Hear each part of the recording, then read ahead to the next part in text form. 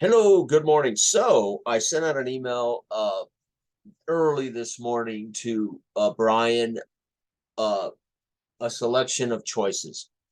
Again, my local group, I usually go up there once a month and I run games for them.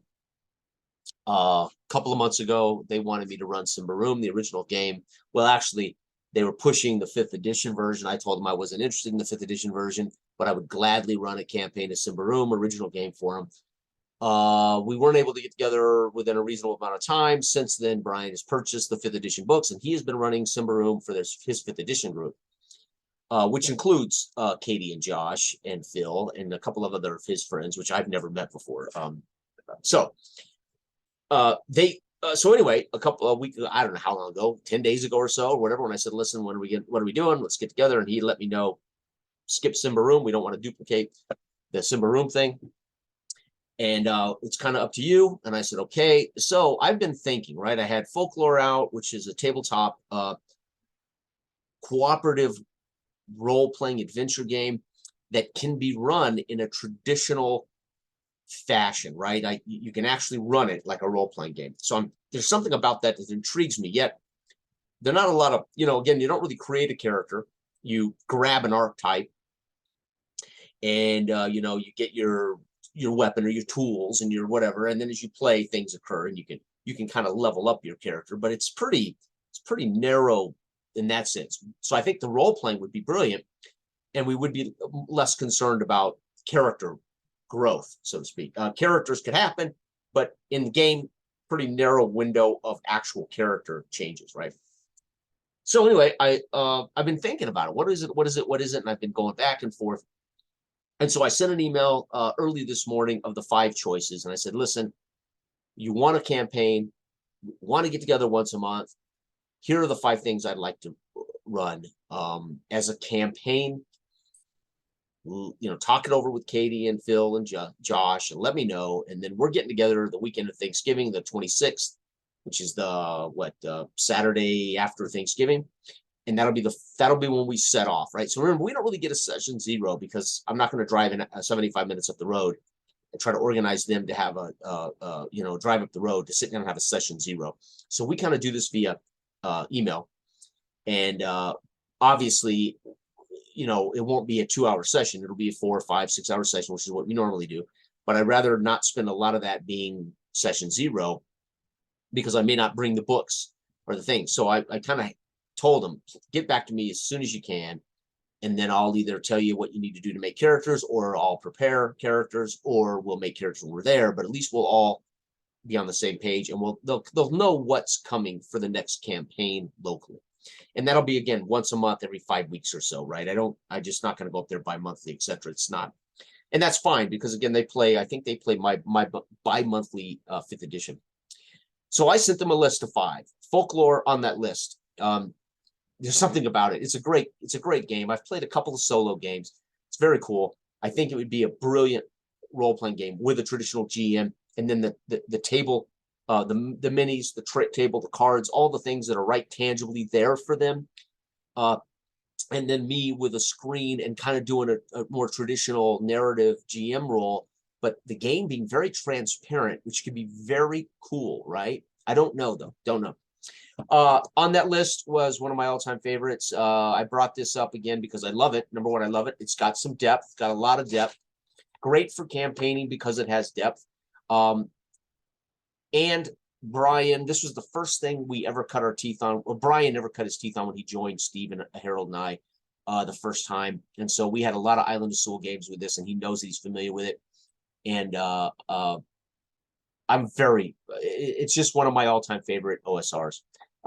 It's got everything I want. It's got everything it has very little things I have to tweak or change to make this the perfect old school fantasy OSR. Next, this I've had for a couple of years, and I haven't had a chance to play it, and I've been dying to, and I love this. I'm a huge Planet of the Apes fan. I love the movies from the 70s. I've read 2 of the books.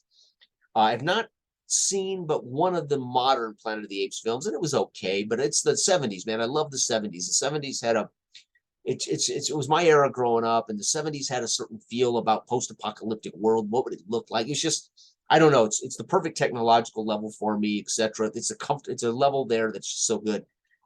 Is Goblinoid Games Apes Victorious. I have wanted to run this for years, and I've had it literally sitting on my bookshelf over there for years and years. And years, I don't know, 2 years, 3 years. And keep forgetting I own it. It's unbelievable. And I wrote them and said, whether you play as apes in the world or whether you play as astronauts, come back to the planet. I don't care. We'll talk about it if you want to do it. And what's cool about this is it's like Labyrinth Lord, but not. It's got some key differences.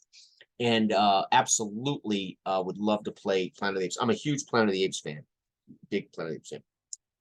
And then, of course, there is one of my favorite modern OSRs by Osprey, hardback color, beautiful, great company. These guys make war games, tabletop war games. Osprey up here. This and one other was its debut role-playing games a couple of years ago. This one and a prehistoric game where their first foray into role-playing, traditional role-playing games. And this is a great book. This takes British folklore and dumps it all in one basket. So from Camelot to Robin Hood is all in this world, right? So we're talking maybe 400 or 500 years worth of British fantasy folklore kind of dumped in one basket. There is a definite setting for this, and that setting is the characters are heroes. They are heroes for good, trying to stop evil. So you have a big bad. You have the evil Morgan Le Fay and I can't remember the name of the big bad. So you have the two big bads, and you're working, with the King of Camelot, King Arthur, Robin Hood, other factions, the Iron Hawk. You can either be discovered by them and asked to join them, or you can start the game in a faction. And then, of course, you're dealing with the other kingdoms that are aligned with the evil, or you're dealing with the kingdoms that need your help. It's a brilliant game, and I love the rules. I love the character build. I love the quality of the characters, and I love the roll under mechanic. There are 3 games that keep showing up on my favorites list: Dragon Warriors, circa 1985, Symbaroum, which is my favorite modern fantasy game, and they're all roll under D20 roll under games. Super simple to adjudicate. When somebody says, hey, I'm jumping the pit, I say make a dexterity check. They just roll under their decks and we move on. I can say make a dexterity check at hard. They subtract 2 from their decks. They make the roll. Ooh, a little tougher. Magic in this is cool because you're not limited by level, right? You're limited by your spell points. And there's a danger with casting anything in the spells above your head. 2 things make this interesting magically. Very interesting magically. You have your rituals and your spells. You have to prepare them every day based on the spell points you have available.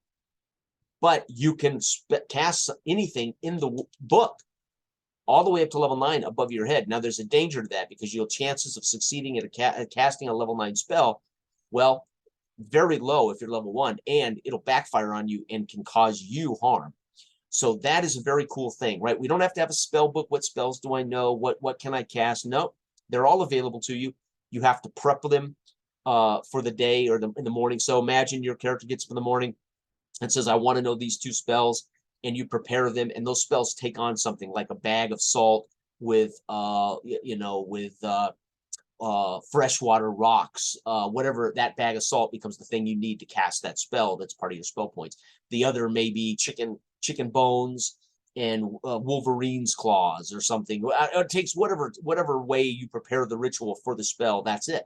And those spell points are invested in the preparation, then you can cast the spell. Once you cast it, though, those spell points are spent, etc. If you fail and you have to succeed. So this is another thing. They don't make a save. You have to succeed at casting it. By the way, they do get a save. Some spells you do get a save. So there is still saves in this. But what's cool about it is if you fail the spell, you don't lose the spell points. You can try it again on the next turn. So you try to cast something, it fizzles out. You get another shot at it, right? So you don't completely waste the spell.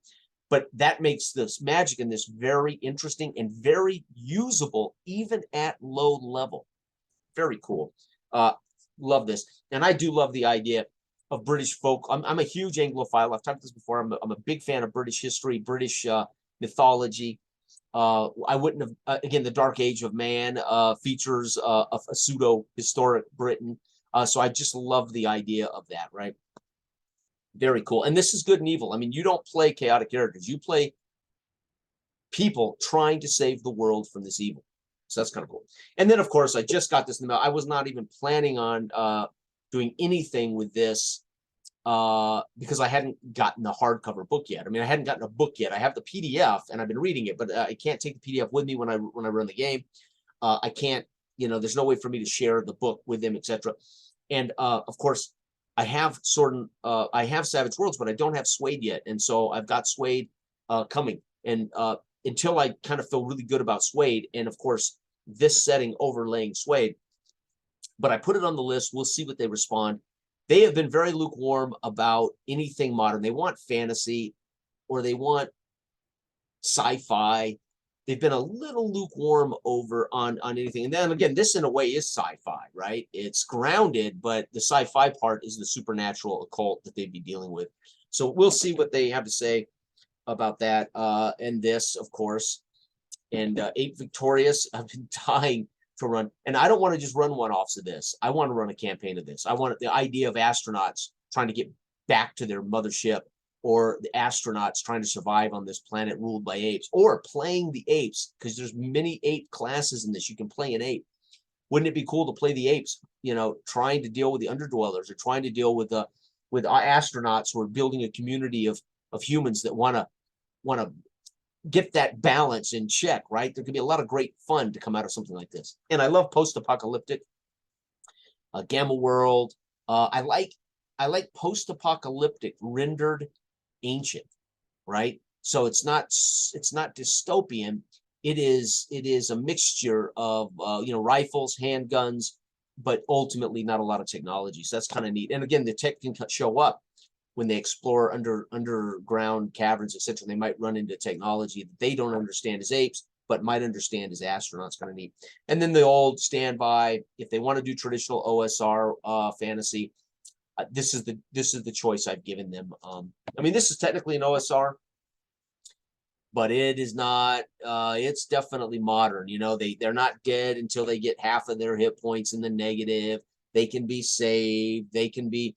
So they are definitely heroes expected to become legends, and I'm less excited about that. I love the idea of them being characters that are able to survive and tell their tale. I'm less interested in them than the idea that they're going to finish heroes, and we already know that they're going to be those guys. This, of course, the danger is lethality. The danger is character fatigue, right? Dying and making new characters over and over and over, and it gets to the point where they aren't invested in what they're doing, and therefore they're not invested in the characters. Therefore, they're not invested in the world. They're not invested in each other. That's the danger of the lethality of these old games. So, thought I would share these. I've sent a list of these with Folklore. So I've put these 4 games and Folklore on the list. We'll see what they come back with. Don't know. Bye.